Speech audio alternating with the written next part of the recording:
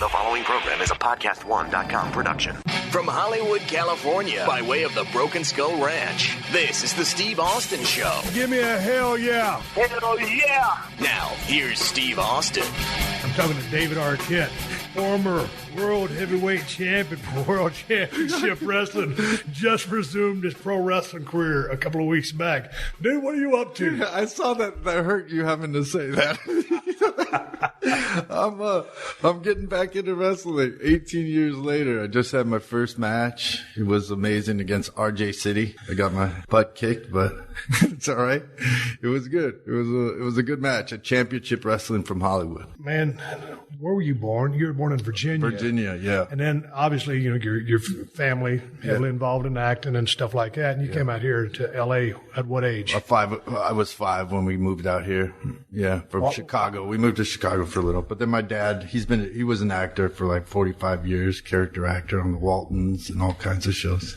Well, when did you get into wrestling? I loved wrestling since growing up. You know, I saw Andre the Giant, Hulk Hogan, and back at the sports arena. We'd go see all the road shows, you know, growing up. So I always loved it. And then Ready to Rumble happened. And, you know, it was just a chance for me to sort of, you know, tap back into something I loved as a kid and sort of tap into like the crazy fan that I was. And then I got to meet all my heroes on it. You know, I got to travel with Hulk Hogan and Sting and, you know, Diamond Dallas Page, and just get to know these guys. And then in promoting the movie, they, you know, had me go on the road, and I ended up the champ. I don't know how it happened, but it happened.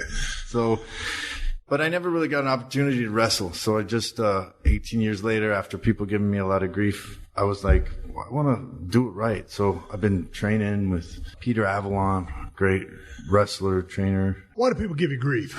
Because I mean, you're an established actor. I mean, from Scream, everything else, you've been here forever. Right. And all of a sudden, you're in the ring. So why do people give you grief about that? I mean, if it's something you love to do. Yeah, exactly.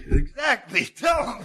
I'll tell them. I said it so bitch straight in a heartbeat. Yeah. Well, I actually recently talked to Vince Russo on his podcast, and then he explained it to me, and he said, you know, part of the reason he thought it would be all right is because when I first got there, I was running around. I did something with Jeff Jarrett, and I had his guitar, and I went around to all the wrestlers, had him signing it. I was just a fan, you know. And he was like, that was part of the reason. Like, it was different. Like, you know, I wasn't just an actor. I was really a fan of wrestling. So that's sort of the idea behind it. I don't know. I was just talking to my buddy Diamond Dallas Page just called me on the phone a while ago. I was getting ready for the podcast, and this thing is a short turnaround because I found out David was going to be on the show literally last night. Yeah. And so I was trying to put some stuff together, but Page called me, and he was kind of giving me the 411 about how they kind of talked you into being the world champion, but you were against it. You argued against it. Yeah, I said I didn't think it was a good idea, but then like after a few minutes, I was like, well, it would be fun just to, you know, travel and get a little taste of the business. So, yeah. And hanging around the guys, whether it's at a TV taping or on the road, I mean, traveling with someone like Hulk Hogan, who, you know, is one of the absolute biggest names in the history of the business. I mean, how was the road life for you? I mean, because it's different out there, man. Yeah. I mean, it's pretty fast-paced, you know what I mean? It's fast-paced. I didn't know what was going on. I mean, when I won the belt, they gave it to me. They said, you're in charge of this. I was like, what? Like, I'm literally carrying this? Like, they're like, yeah, and you can't check it.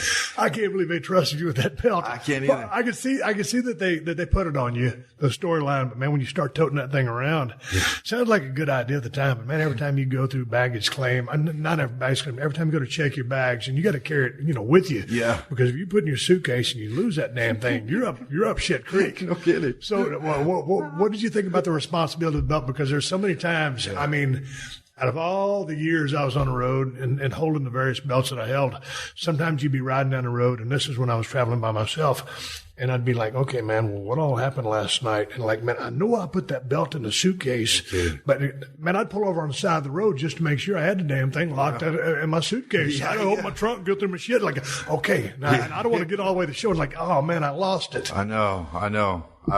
My favorite thing was sort of bringing it out to the fans, having them take pictures with it. And, You know, it was an interesting experience just walking through a airport with Hulk Hogan and like him knowing the person at the newsstand, you know, like knowing him from years and years going through this airport. Just, it was pretty amazing. Just sitting on an airplane and I'm reading something and Sting pushes his head between the seats and says, "What you reading?" This is so surreal. I can't even take it.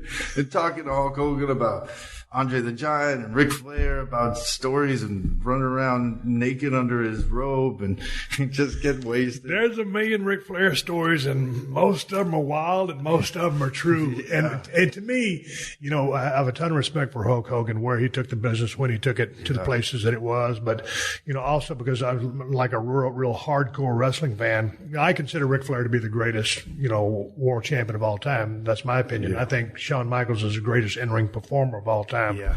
Like when you were coming out of Virginia and then going through Chicago, ended up out here in L.A., did you ever go out there to Olympic Auditorium and catch any of that action? No. Mainly it was down at the sports arenas. Sports arena, yeah. We check it out. Yeah, that's usually. Who were some of your favorites? My favorites were. Andre the Giant was just such a spectacle to watch. Hulk Hogan, I was always a Hulkamaniac. Macho Man was truly like one of my favorites, but I always thought he didn't treat Miss Elizabeth as well as he could have. But I just loved his flamboyancy and his just sort of whole character. I loved Jimmy Superfly Snuka. I love Junkyard Dog. That's sort of my whole time period. You know, Jimmy Hart. I loved Bret Hart. Like that whole thing. Bobby Heenan. You know, that whole time period was my whole world growing up, and just, you know, it's such a. But what I've learned like since, it's just been so interesting. Learning about the structure of a match and learning about you know. Capturing the audience, telling a story, you know, building a feud, and then just the moves and the pain on the body is just crazy. What I didn't know when I wrestled RJ Cities, I had 3 broken ribs. I went down right before RJ. I studied with some luchadors down in Mexico. How long? Tijuana. Just for a week. They taught me a bunch of stuff. I did a 8-man tag team match, and we had this crazy thing. I jumped off the top rope onto the floor, and supposed to go crossbody, but I went straight up and I caught a head right in my chest, and that was really hurting and it was hard to breathe, hard to sleep, and all that. And I was like, oh, I thought something was wrong. I got an X-ray, they didn't see anything, and I just knew something was wrong. I couldn't take any bumps, but then I had to do my match. We did our match, and it was crazy and fun. I took a knee to the face, which I saw that there was a still of that on. Yeah. It looked like a pretty good shot. It was a good shot. It was good. My brother had to lay it in to protect the business. Exactly. By the way, it's so much realer than when people think. It always upsets me when people say wrestling's fake, but you know, it might be predetermined, but it's like choreographed MMA. I mean, it's like out there. There's like moments where you're like, don't pass out. You know what I mean? You're seeing stars, you're spinning around, you barely catch your feet and trying to get your breath. But the one thing I'm trying to get is taking your time. I mean, that is so important. And I'm watching, what's been great about this experience is just studying. And with the WWE Network, you could just watch all these old matches. You could follow different people's careers, and you could just see all the sort of arc. And then you watch the real pros and the way they take their time in the ring and the way they set stuff up. But have you noticed something like in acting, the few times that I acted, and I haven't done it in a long time, but going back to those days and when I first got into business, you know, usually a rookie's biggest mistake or his first mistake or someone that's green is rushing something, rushing things in the ring or rushing lines on set just because you want to get it out there or you want to make it perfect. And so it's all memorization, and you're thinking too much and you're just throwing shit out there. Absolutely. But when you take your time, you know, like you as you know, a very seasoned actor, did your acting experience help out any with your performance or with respect to promos? A little, but the promo game's a lot harder than you think. You know, I've been acting, 29 years now, and there's a skill to it. There's a thinking on your toes. There's, and then you watch all the pros. You watch Ric Flair cut a promo or that's not like out of control. You cut a promo. I mean, you in the ring, just, my goodness, it's a whole different world. So, you try to I'm literally just trying to soak it all in, just learn. But yeah, the rushing thing it's still big. Like, I thought I took my time, and then I saw some things back, and I still was like, wow, that was in my head. This was so long. Like, I got to hurry something up. You don't have to, you can really, take your time and be meticulous. And you want to, so nobody gets hurt. You do the moves as good as possible and make them look good and engage. And you need a moment for the audience to react. I mean, there is a element with theater and wrestling, obviously, that's similar. That probably helped more than any film stuff I'd ever done. So just sort of knowing the temperature of the audience, sort of just like trying to sit and you try something, you see it doesn't work. How can you make an adjustment so that maybe it will work better next time? When you're in the back, that match you just had with RJ City, was that the main event? Yeah. Okay. Did you watch the entire card, or were you back there sitting there thinking about your match? Because a lot of times I would be the main event, be on the house show, this, that, or whatever, on the circuit. And a lot of times, if you're not watching matches, you don't know what the hell everybody else is doing. So, half the crew might have worked a headlock series, or the other, half the crew might have worked the arm. Yeah. All of a sudden, you're like, well, I was going to work the arm, but everybody's been working the arm, so I need to do something different. Yeah. Let's skip all that. But what are you thinking before that match? Are you nervous as a long-tailed cat in a room full of rocking chairs? Yeah, I sure was, man. I was super nervous, but I did watch some of the matches. They had a TV so we could watch it backstage, but I was nervous. I mean, it's nerve-wracking. But what do you like about it? What do I like about it? Yeah. I like that I like the history of it, the fact that it came off of this carnival circuit, and that there is this circus vaudeville kind of feeling to it, and that it's performance, and it's this larger than life. It's almost like you're, in a way, gods in a way. So it's I like the relationship with the fans and the storylines, and I like the characters. I like larger than life stuff. I like the clothes, and I like the attitude, and you have to figure out your character, and you have to, own it, and you have to sell a story to them.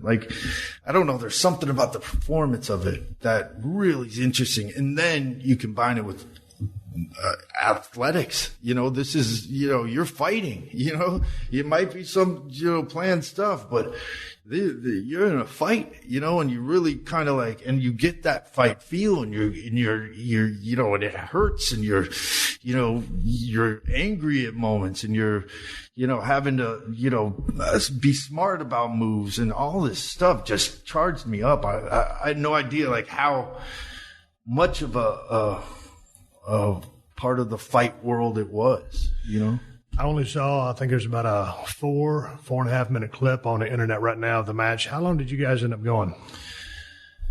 I think we were about 6 to 8 minutes, somewhere around there, probably about 8 minutes, maybe a little longer. So you didn't put in a crazy amount of time. No. It wasn't a too long, the match wasn't that long, but it was structured in an interesting way where it told a story and had the audience kind of wanted something and holding it back and then giving it to them, that kind of stuff.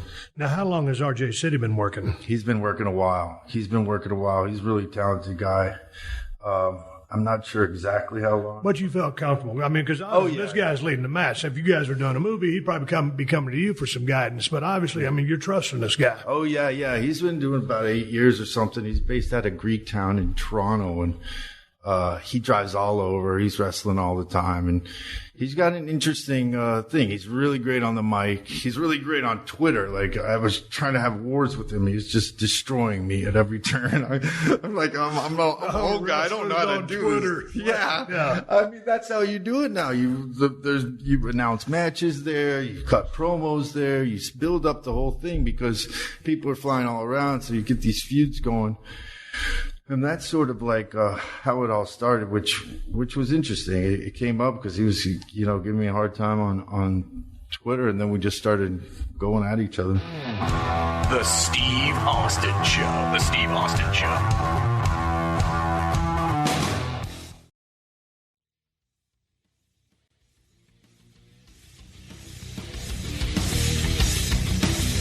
Once you get into the match, one of the things, anytime I've had a layoff, a break, an injury or whatever, been out of the ring for, an appreciable amount of time, getting back in ring shape is a sumbitch. And when I first came to WWF, told the story a million times, but I was working with Savio Vega. And for 2 months, I was sucking wind because, man, you can do elliptical, you can do the treadmill. I don't give a shit what you do. It ain't like being in the ring. It's not like unloading on a guy with kicks or punches or shining him up, running high spots, getting some heat on him. It just exhausts you. And it's like, in many ways, just like training for an MMA fight. The best training is the actual doing. Yeah. So how long did it take you to get your, lungs full, ready to go, and not sucking wind and blowing up? About 4 months. I lost 40 pounds. Dude, what were you weighing? I know. You look I was good right now. Yeah, thanks, man. I was weighing 219, 220. Yeah, I was getting up there. It was pretty much the biggest I'd ever been. And then so I did a lot of jiu-jitsu. That was a good way. I just sort of keeping my air, a lot of boxing, a lot of hiking, a lot of running, a lot of weights and all that. You look like you could go in the ring right now, man. I'm making exactly a comeback. The same. It's going to be me and David Arquette. Oh, my gosh. Los Angeles City champion. Are you kidding? You look amazing, man. You can still do it. I mean, you are my favorite. It's Tell me about the MMA training you've been doing. Just jiu-jitsu.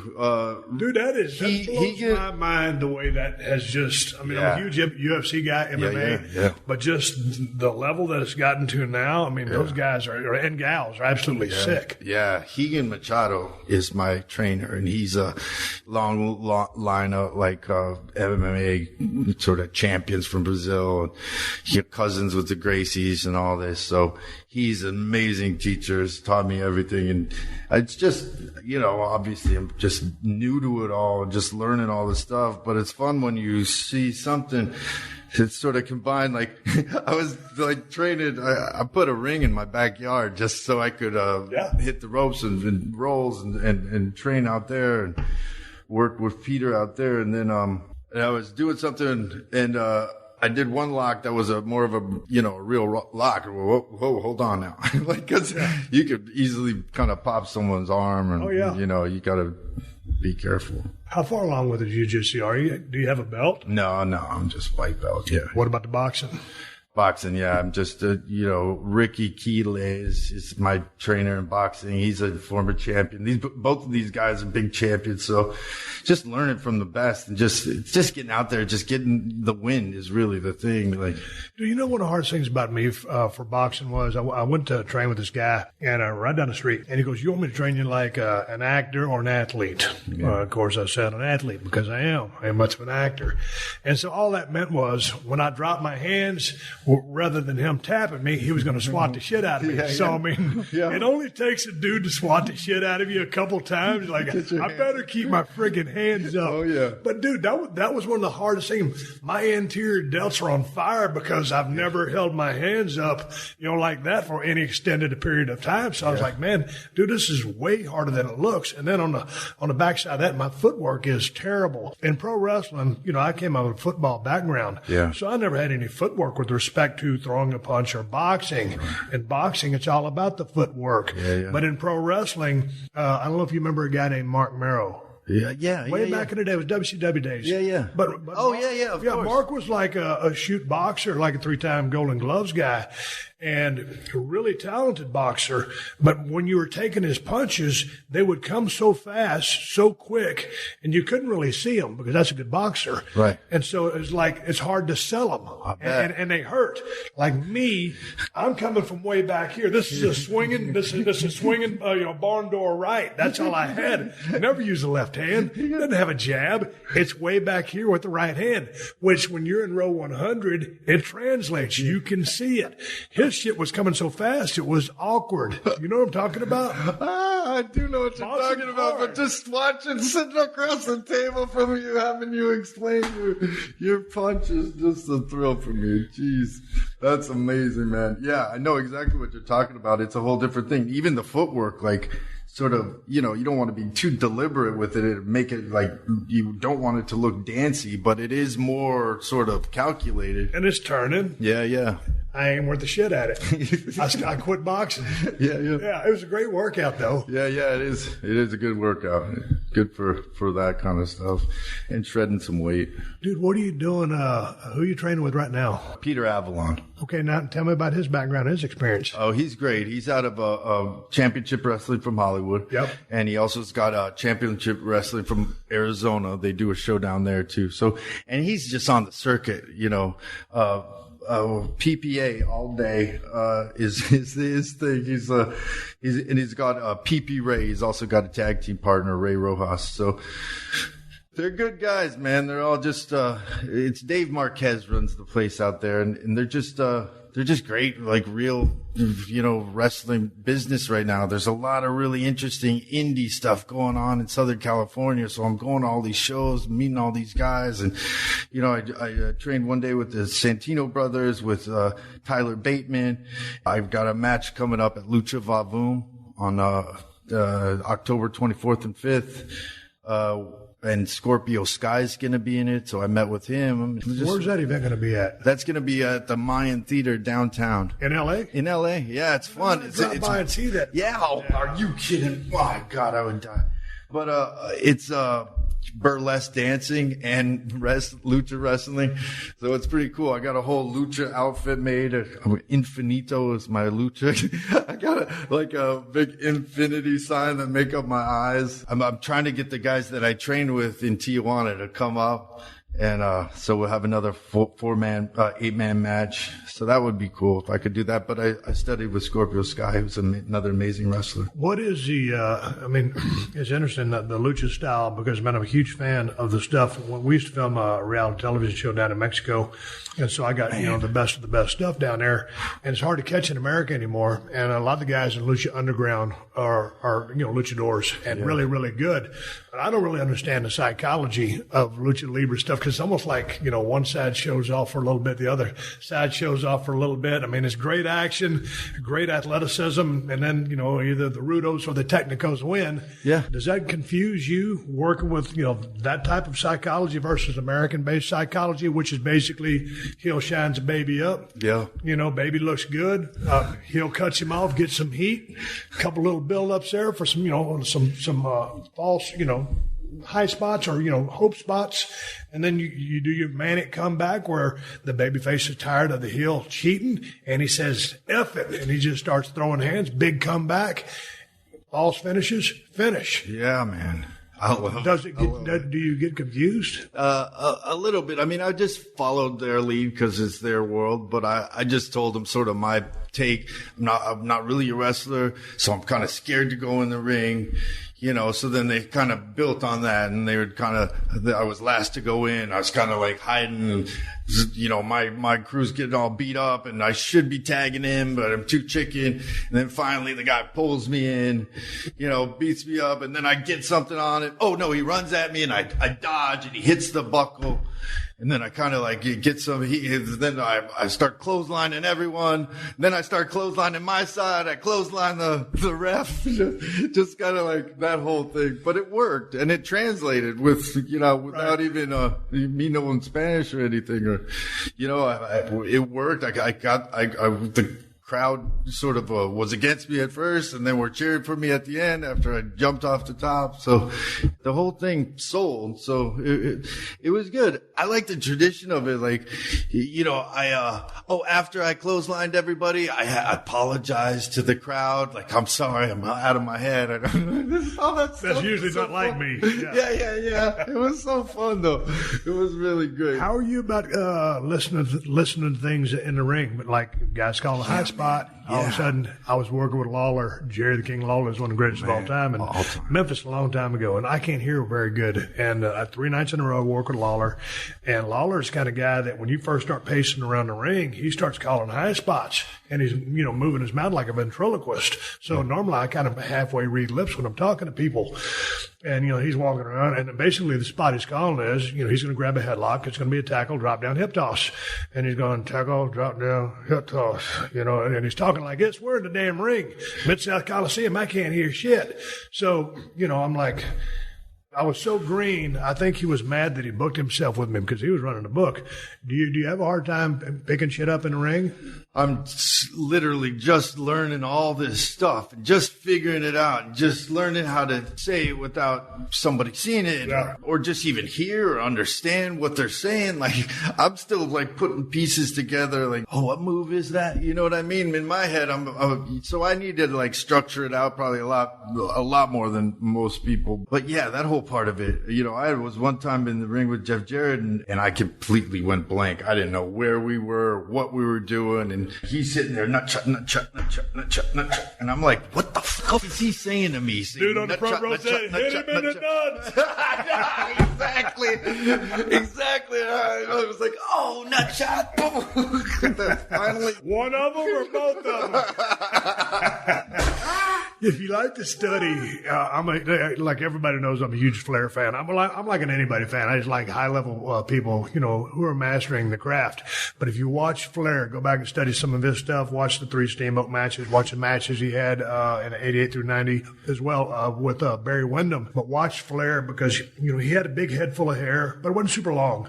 But even when he cut his hair, when Flair's making a call, if you and me are like head to head and he's picking Steamboat up or something like that, he's calling there, or he'll always wrap his hand around somebody and he keeps his mouth concealed. I mean, you can almost never see Ric Flair make a call. And to me, that's the art of it. Even though I had a bald head, I didn't have no hair to cover. Yeah. Normally you couldn't see my calls either. And so I'm just very leery about that. Whatever level you're at, whether it's indie, federation or whatever, you're trying to do the best you can. Yeah. So you don't want anybody to see those calls because you want to suspend their disbelief. Yeah. But it's art. Yeah, absolutely. I don't know if I'll ever get to the point where I'm calling a match at all. I mean, you're a 46-year-old rookie. I know, exactly. But dude, I love the idea of these guys calling the match without even planning anything. I couldn't imagine. That whole idea, that just makes me nervous. But you know what's so fun, David? Like when I first broke in, I was in Dallas for about 2 months, and they were just beating the shit out of me. The heels coming through town, beating the shit out of me with kendo sticks and weightlifting belts. Getting heat on those white meat baby faces, long-haired, ex-football player. Then I went to Tennessee. Jerry Jarrett was running the territory. And many times, if we're like at Nashville Fairgrounds, a lot of times when you go to wrestling matches, the heels and babies come out in the same damn locker room. Not at the fairgrounds, 2 different dressing rooms, 2 different directions. So the referee would go, okay, me and you are working. You're working baby, I'm working heel. Hey, man, David, you're going to go over on Steve tonight. Just catch him with something quick. Whether it's going to be a small package, just a backslide, anything, whatever we come up with or you come up with. And a referee will come up to me and, hey, man, David's going to catch a quick one on you. Oh, okay, I'll call it. Dude, tell him to catch me in a backslide. 1, 2, 3. And so we'll go out there, and all you know is the finish. All I know is the finish. But since I'm the heel, I'm going to be calling everything. And the beauty about that, even though it can be like nerve-wracking because if you're not really experienced, the thing that's so that is so liberating about it or free about it is that you don't have shit to remember. All you know is, hey, you're going to backslide me for the finish. We're going to make up the rest, and I'm going to tell you what we're doing, and you fill in the blanks as well. But when you're working like that, and you don't have to remember A through Z, dude, it is a walk in the park. Wow, that's fascinating, it's a lost art form. No kidding. That is fascinating. But then also, because when you're out there, you're doing something to elicit a response. Based on that response, you proceed accordingly. So that is crowd psychology, at its best, because if you're manipulating that crowd, they ain't manipulating you. You're dictating to them what's going to happen, whether they buy in or not, or whether if they're invested enough in that match, the characters or the story, remains to be seen. But that's the task at hand. And that's that's what's so interesting about being in a weekly territory all the time. When you're working the same 6 towns every single week after week after week, dude, your chops better be up because you got to be good. Right. You know, it's like when you were, you know, doing the bulk of your acting, the busier you are, you know, the better you are. And like if somebody hands you a bunch of dialogue right now, I don't know how well you take it in or remember it, but probably because you've been doing it so long, you would. But like me, if you handed me a bunch of dialogue right now, because I ain't remembered shit forever, it'd take me a while until you get those, you know, you know, the muscle memory in your brain to remember all that shit. All of a sudden you can hand someone some dialogue, you know, people that are working actors every single week. Yeah. Shit, they just look at it and they got it. Yeah. They'd probably tell you in a promo, just say this, like, get that over. Then you're so comfortable in what you're doing that you could weave all the other stuff together. I guess that's that's kind of how it starts working. If you're on a show or something, when they start giving you a lot of dialogue, then you're like, you know your character so well anyway. You know, I don't even need this big chunk here. That's just repeating myself or something like that. So you make it kind of work. So I always find it better and it's just like sort of wrestling when you're working with somebody and it starts making sense. And, you know, and usually if something's, you know, not working, it's not working because either what you're saying is not working or it's not true to the character, it's not true to the story. And it's showing you right there that you got a problem with this scene. So you have to take a second to let's fix this. Let's figure it out. And then maybe it is just getting rid of this big chunk because you're going to cut it anyway later. I don't know, man. What about that stuff is just so cool. The Steve Austin Show. The Steve Austin Show.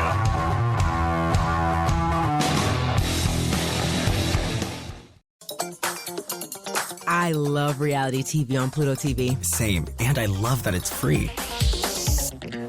It gives me the freedom to watch Bravo's Real Housewives Vault channel. I'm totally free to watch Bad Girls Club. I'm free for Jersey Shore. Love and Hip Hop, I'm free all day. Survivor, I'm free all night. With hundreds of free reality shows, you are totally free to watch what you love on Pluto TV. Pluto TV. Stream now, pay never.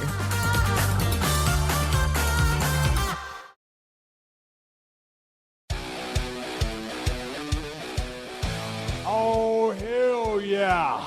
Football is back. Catch up on everything football with some of the best podcasts right here on PodcastOne Sportsnet. Join Coach Jim Harbaugh and his father Jack every Tuesday as they talk college football on Attack Each Day, the Harbaugh's podcast. Then get all your betting news from RJ Bell's Dream Preview, where each week he'll be covering all the college and pro matchups. And if that ain't enough, we have the Dan Patrick Show, the Rich Eisen Show, and Wriggles Picks with Rob Riggle and Sarah Tiana to help with all of your football needs. So don't miss out on everything football here on PodcastOne Sportsnet or wherever you listen to your podcast.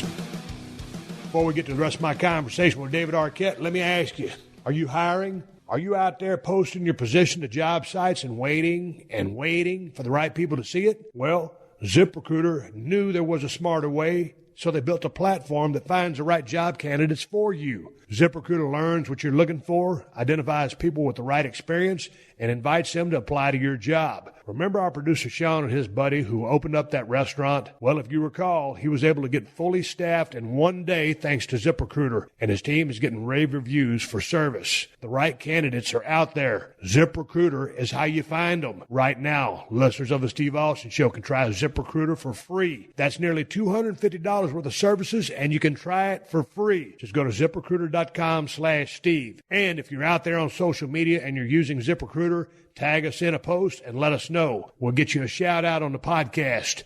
Again, that's ZipRecruiter.com/Steve to try ZipRecruiter for free. ZipRecruiter, the smartest way to hire. This is the Steve Austin Show. Man, how busy are you with the acting thing? Are you on a sabbatical from acting? Have you stopped? Are you working on a project right now? Yeah, I'm about to go away and do a movie. What you I don't even know what it's called. Like Appalachian. It's called Appalachian.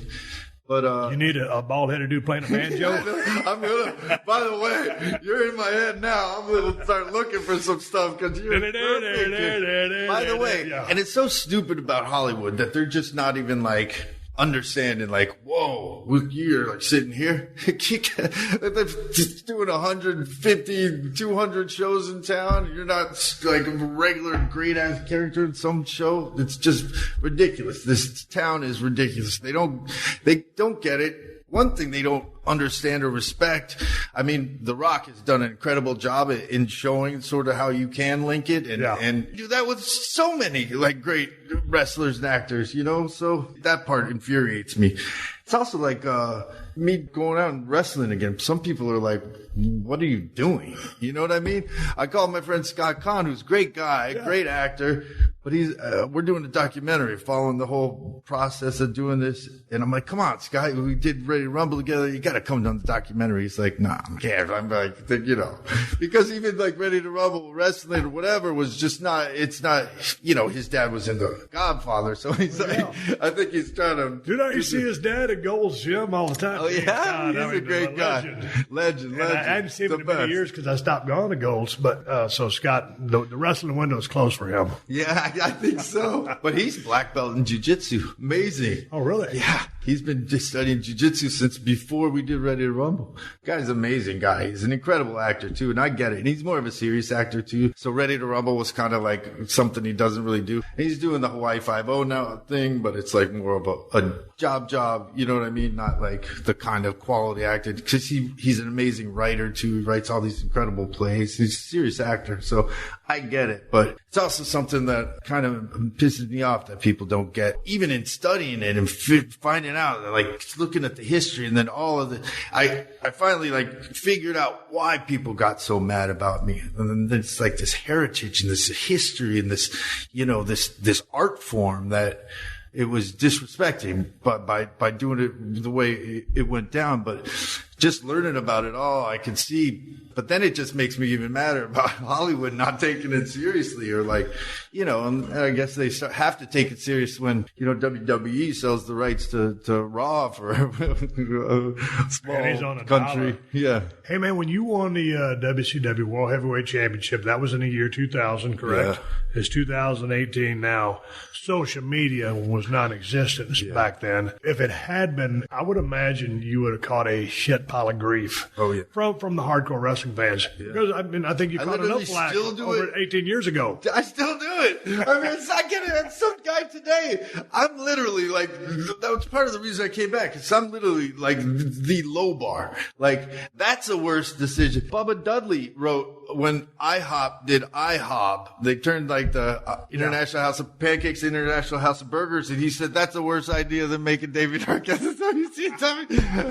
Oh, I was like, come on. But you know what, man? If you're going to be, and I think the same thing is true with the acting as in pro wrestling or show business in general or life in general, dude, you got to have thick skin. Yeah. If somebody says something that's going to hurt your feelings, you got to just say F them and move on down the road. Absolutely. If you're going to get your feelings hurt, shit. I mean, you don't have it on a daily occasion. Absolutely. I'm not like losing real sleep about it. It's more like, you know, I grew up as a kid in LA and we were tough. You know, if somebody's messing with us, we'd get in fights, we'd get beat up. You know what I mean? We wouldn't back down if some punk's like, you know, being a jerk, you know, or messes with your girl. You know, you're not gonna like sit there, even if they're big, whatever it is. You get beat up if they're big, or you beat them up, and that's even better. So then, like, when you get into a situation where like you're the punk and you're like the bitch, it just makes me like, oh, really? I want to fight, but you know, I'm not a tough guy, but I'm not a tough guy.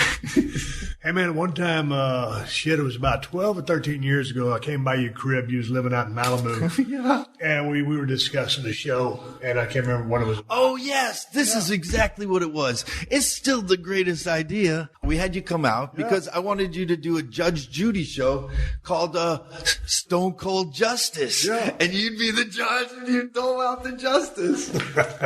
Callie, my black lab, just came over and interrupted the podcast.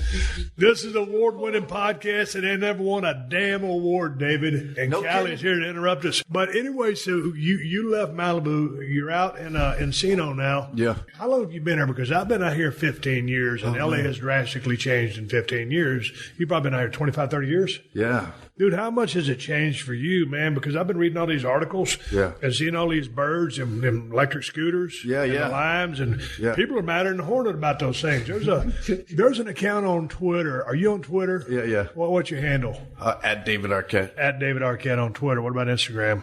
Same. I mean, there's a Twitter account called Bird Graveyard or something like that. But I haven't been on it, but I was reading about it, and just in an article just the other day, like people are starting to destroy these damn things because they're making people so mad. Yeah. They irritate me, but I'm not going to go out and destroy a shit pile of them. What's your take on the Bird? You've I like been in LA forever. Well, they look cool as shit to ride on. It's great. But the people, man, they weak. Dude, I was just going down Washington just a while ago, and a dude was in the bicycle lane, and he swerved out in front of me. I'm like, dude, I'm in a 6,000-pound Suburban. You know, I'm not going to run over you if you stay in your lane, but if you swerve out in front of me, you're probably going to die. They don't give a shit. They don't care. There's some kind of mentality, and then you'll see a couple on them. And they got to be exceeding the weight limit. They don't give a shit. They need helmets. They need proof of insurance. They need a driver's license. They got to have something. But there's a lot of people that just can't stand those son bitches. I don't know. I think if, you're drunk coming out of a place and your car's there or a bird's there, I'd like them to get on the Bird, Seems like a small problem. I don't know, dude. Them things really irritate me. They do. The traffic, man. When I came here 15 years ago, that Firestone Walker Brewery right down the road, it used to be World Gym. Joe Gold, before he passed away, I was fixing to go to Australia and film a movie called The Condemned. I can't believe that movie didn't win an award because it should have. I'm kidding you. But anyway, you could come off Lincoln and you could make a left-hand turn in that parking lot. Nowadays, you can't do that because there's so much more traffic. Have you noticed an increase in all the bullshit? Oh yeah, man. It's the whole city's changed. Yeah, the traffic is out of control. Do you go east a lot here? You probably stay in this area, don't you? Yeah, man, I never leave. Yeah. I just sort of figure out ways to sort of cut through. It got even worse with that, whatever that app was, Waze. Yeah. And it would show people your shortcuts and stuff like that. It was a little easier before that. But yeah, you try to figure out when to drive and when not to, whatever. Dude, if you get up in LA and you're driving around 5:45, 6 a.m., especially around here in Marina Del Rey, it's like, this is the place to be. Ain't nobody really out yet. Yeah. And then about an hour later, shit hits the fan. It's like, are you kidding me? Yeah. It's brutal. Yeah, well, where I am in Encino, we're right off the 405. And there's just certain times where everything leading up, in and out of the 405 is just parking lot. You ever think about getting out of here? Yeah, all the time. Come on. I do. My daughter's 14, so she's got a few more years till college. But after that, after she goes off to college, I think we'll be able to move because I got two little ones. I got a 1-year-old and a 4-year-old. So. You do? Yeah, newly married. Well, it's been a few years now, but with my new wife. God dang, dude. Is your oldest daughter, the 14-year-old, going to get in the acting business? She loves it. That's pretty much everything she loves is acting. It runs in your family. She came to my match, and I was like, I hope I don't embarrass you because she's 14. Yeah. And she loved it. She was screaming at RJ and getting so mad at him, giving him a finger and all that. I was like, for a 14-year-old not to be full of embarrassment of her dad. And she was proud of me, which was a pretty cool feeling. So the acting runs in your family, though. Yeah, man. Can you get out of here? Because I talk to a lot of people, even the guy that owns a liquor store across the street, a Russian guy. He knows about any kind of liquor, beer that you want to ask about. And he goes, Steve, I've been talking to my friends for 30 years. We all talk about getting out of here, but we're still here talking about getting out of here. Yeah. It's easier said than done. It's like the Hotel California. You can check out, but you can never leave. Yeah. Could you leave this place, or is it kind of a security blanket for you? I don't know, man. I don't know where I'd go for one. I do. It is a security blanket. I love LA. Love the weather. Love sort of my family being close, my brothers and sisters and stuff. So I don't know. I don't know where I'd go either. It's great to think of going to Montana and living there. You know what I mean? I don't know how much I could take that, for how long. Dude, I think you get bored. I know. I feel like I might too. What do you do in your free time? I know you got kids and all that, but I mean, just for you, hobbies? Well, as an actor, you don't work that much. You know what I mean? I mean, you're lucky if you do, if you get a regular gig, like that's the goal. But if you don't, it's job to job. You don't know when your next job is going to be. So you do crazy stuff. You take up wrestling or we've been producing documentaries. We did a documentary called Survivor's Guide to Prison, which Danny Trejo, we produced it with him, and it's about the failed prison system. So that took us a few years to put together. We're producing a couple other documentaries. We're doing this wrestling documentary. So that's kind of stuff you do. I got a nightclub called Bootsy Bellows where we throw these big parties, and we throw huge party at Super Bowl, huge party at Coachella, huge party at Cannes. So we just kind of stay busy and kind of keep things going. That's kind of what I've always tried to do, just have other projects that you're working on in the meantime. Dude, what's up with Coachella? Coachella's pretty interesting. Do you like music? Dude, are you kidding me? I'm a music fanatic. I wanted to be a rock and roll singer before I got to wrestling business, but I can't sing. I ain't got a musical talent, so I ended up being a pro wrestler. Turned out okay. Yeah, but I love music. But here's my thing, because living out here in L.A., I always, see when Coachella's coming up, then all the celebrities got to go out there, and they got to take their pictures and post them. They get all picked up on the internet and on their, Instagram accounts. But everybody's all got to dress all funky. Dude, if I went to Coachella, I'd be wearing the same shit I'm wearing now. You should go to Stagecoach. It's right after. It's all the same thing to me. Yeah. What's the difference between the two? Well, it's more country music, but all rock and roll and all that. Coachella's more like hipster, like young, those hippie kids and all that. I think. You ever been to Burning Man? No, dude. My brother-in-law has a hunting cabin in Gerlach. Stop. Yeah, about 10 miles, 15 miles from where the Burning Man event takes place. No kidding. Oh, yeah. I can't remember the cafe we ate at just a few months ago when we went up there for my mule deer hunt. Oh, man, he sees all that stuff. And I heard about Burning Man for years and years and years. I've never been. And then one of my friends in Reno makes a lot of the neon that goes on out there. And, when you go through Gerlach, you been there? Yeah. Okay, man, they got the planning committee. I mean, it's all based out of there. Right. And, dude, it's like... Dude, it's a multi-million-dollar function. Oh, yeah.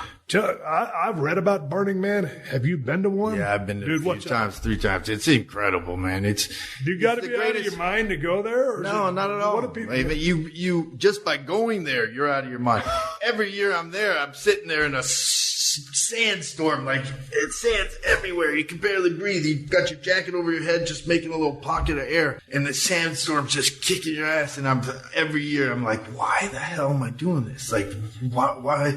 But then it clears, and then you see the most insane things you've ever seen, like just these buses, $1 million buses that they've lit up to look like a giant skull, or like, cupcakes that are just like zooming around. It's the greatest collection of art everywhere. You don't exchange any money. It's crazy. The whole place is just bananas. You don't have to be wasted or anything. Yeah, but what's the deal, man? I just hear about people walking around naked, people engaged. Most of the people that are naked are the ones you wouldn't want to see.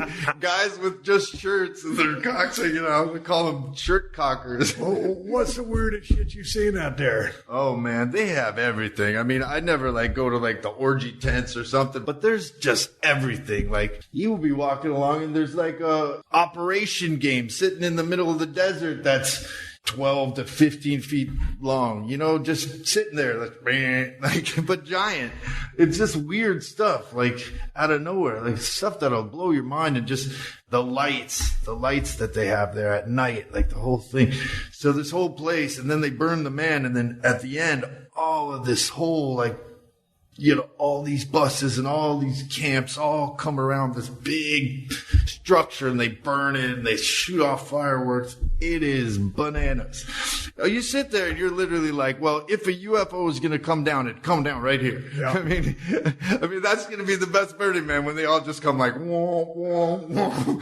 I mean, it seems like it. We were looking up one time, and I was like, oh my God, it's a shooting star. Look at the shooting star. And I was just like, I can't believe, wait, there's another. It's like, this is like a meteor storm.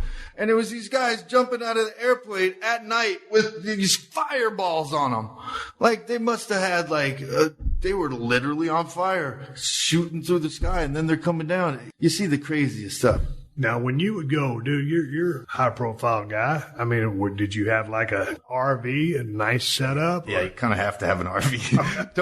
don't go camping out. I mean, the people frown on it. Yeah, but you need an air conditioner. The first year I went with my friend Thomas Jane. He was my brother-in-law at the time. He played the Punisher in the first one. Good actor. And then Paul Rubens, Pee Wee Herman. All three of us, we rented an RV and went down there. It was bananas. Tom's a crazy character. He's hilarious. He's just all upset because he couldn't, I don't know, he wanted to find something the night before, or he was looking for something, and he was just upset about something, and he was all mad all night. And so he wakes up in the morning, he's all mad, and then he takes off his clothes and he walks outside. He's standing out there completely naked. And he's got a stubbed out cigar in his mouth, and he's looking around, and nobody's looking at him. It's like normal there. He comes back. He goes, well, if I could walk outside naked and nobody cares, I guess this place is all right. How long were y'all there for? We were just there for a few days. I can only be there for a few days. How long does it last? It lasts like a week or two or something. Yeah. What is the ultimate goal of it? I mean, it ain't raising money. Is it look, for you to find yourself? I mean, what is it for? There's a little finding yourself, but there's also art. I mean, it's all about the art. You just see this art. Like, they have these big shrines where you bring a picture of someone you love, you put it up there, you say a prayer. At some point, they burn that down, these big temples, but they'll burn these huge structures and have these huge bonfires. I mean, it's insanity. Man, I was at this, like I said, this guy I know in Reno that makes a lot of the artwork out there. Man, they had this big ass octopus. It was big as this room in here, all made out of glass. And, I don't know if they lit it up or whatever. They had this dinosaur that they made. I mean, dude, elaborate. The octopus. Very expensive. Yeah. Dude, I ain't talking about no chump change shit. I'm talking about very expensive stuff. Oh, yeah. And they get paid to do this. And then, dude, I saw the octopus. It's sitting in a back lot right now on the dude's Neon Factory place. I know. I've always had the idea of just making these traveling, like a little traveling version of that, where you could just take it to a place. Instead of like a town-to-town carnival. Yeah, I love carnival. What's up with that? I'm a fourth-generation actor, and our family goes back to vaudeville. So my great-grandparents were on vaudeville. They, in Toledo, Ohio, just doing little shows. And my grandfather, Cliff Arquette, learned from them, started playing piano, and started going on the road. And then he made the transition into radio, and he created a character named Charlie Weaver. And he did Charlie Weaver, and he wrote Letters Home to Mama. And then from that, he went on to The Tonight Show with Jack Parr. And then he went on Hollywood Squares. He was sort of the bottom square for years. So we have this sort of connection. I think that's where, vaudeville and wrestling and carnival and throwing parties at circuses and all that stuff's sort of in my blood. What are your sisters up to, man? They staying busy still? Yeah, they are. You had a sister pass away. Yeah, Alexis. Yeah, it was my transgender sister, Alexis, who was amazing person. That was rough, but whenever you lose somebody, I always fall back on when I lost my mom when I was 25, my dad a few years later, and then Alexis. But one thing that always brings me a little bit of peace at the end is just gratitude. Like, I'm so glad that they were in my life, like they were part of my world, and that they chose to be part of our family, and we got to share this finite time together. So that always helps heal that kind of feeling. But my other sisters are great. My sister Rosanna's got a show called Sideswiped on right now on YouTube, and it's really funny. She's wonderful in it. My sister Patricia, she just did a movie with Ben Stiller directing, About you remember the bank, the lady Tilly, I think her name was, who helped the two guys escape from prison. She like had an affair with them, and there was some lady. Yeah, I know what you're talking about. Yeah. And then the two convicts escaped, and then they were on the run for a while, and they like killed one of them, and I think they might have killed both of them. I'm not sure, but she plays that character. She put on 60 pounds and played this character, so she's an amazing lady too. Dude, I love the part in Pulp Fiction. Yeah. That was Rosanna. Yeah. And I don't remember what her name was, but Travolta goes, Eric Stoltz was trying to fix him up with one of them, but Rosanna was Eric Stoltz's girlfriend. Yeah. And so Travolta goes, which one's, whatever her name was, Trudy? This one or the one with all the shit in her face? Yeah, exactly. Because she had all the face, and I was like, oh my God. That was an awesome movie. That was an awesome movie. Alexis was in that movie too. Rosanna was. Alexis is the one who comes out of it was my brother at the time, comes out of the door and starts shooting at him, and then he misses him. Then they unload on him. That was Alexis. Was it? Yeah, man. Yeah, that was Alexis. Yeah, Alexis was an amazing character. She was also in The Wedding Singer, played Boy George in that. And and then Patricia in True Romance. That was sort of one of my favorites too. That was pretty interesting. Yeah. Dude, when you said your sister has a show on YouTube is crazy now. Yeah, dude. they're doing Everything's good on stuff. YouTube. Yeah, they're doing great stuff. It's like Phil Hartman said way back in the day, the wave of the future. Yeah, absolutely. Who would have thought? Yeah, totally. So now they have like this sort of premium version of YouTube. So if you sign up for that, you could see how they're doing. I guess everyone's kind of doing their own content. Like Amazon's got Prime and all that. Dude, it's crazy because, I mean, you got TV or satellite or whatever you want to call it with all the different channels, but there's such a demand for content. I mean, there are a lot of stuff that's on television is pure shit. Yeah. But nonetheless, there is a void for, they want good stuff, but there's some pure shit out there which gets picked up because they need content. Yeah. Yeah, there is. There's a lot of good television, though. They're making some good stuff. Oh, yeah. No, don't get me wrong. Some good stuff out there. But check us out. You and me riding around in my Ford Bronco. Fighting crime. Yes, dude. Yeah. Come on. We should shoot that ourselves. But I've got to have something I'm trying to overcome because we got to have some diversity. Oh, yeah. Got to get people to identify with our characters. You've got a problem, too. I've got a lot of problems. That'll be easy to find. When's the next wrestling match? Next wrestling match is September 2nd, I believe. How often are you working out? How often are you training? I trained 2 times this week wrestling, but I need to wrestle more. It's a little hard to find like the right thing, but I've been working out every day. I mean, doing weights and doing cardio. But this one's with Frank the Clown. He was at WWE for a little while with a little show, and Ellsworth. Really? And then, I'm going to team up with RJ City as my tag team partner, who he doesn't want to do it, but he's doing it for the...